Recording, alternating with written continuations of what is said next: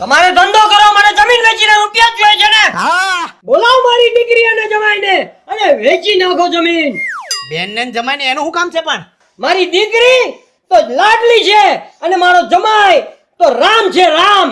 અરે ઈ રામ નથી, જમ છે, જમ અરે જમાય. શેનો યમ? હા ઈ જમ જેવો છે, જમ. અરે શેનો જમ? બોલાવો, એની સાઈન કરાવવી પડશે. એનામાં હું ભાડી ગયા ને બેને તમને હું અરે ખબર મારી કીધું? લાડલી છે, મારી લાડલી. મારી માં મરી તમારા ગઈ. ત્રણ દીકરા કરતા પણ ઈ વધારે વાલી છે. મારી માં મરી ગઈ ને, બેન ડોકાવા નથી આવી, ડોકાવા. કારણ કે તમારા ત્રાસથી નથી આવી. ત્રાસથી નહીં, મારી બેન માં કાઈ લેવાનું નથી. યાદ રાખજો, બધું તમે હજી વિચારી લ્યો, વિચારી લ્યો. કાઈ નહીં.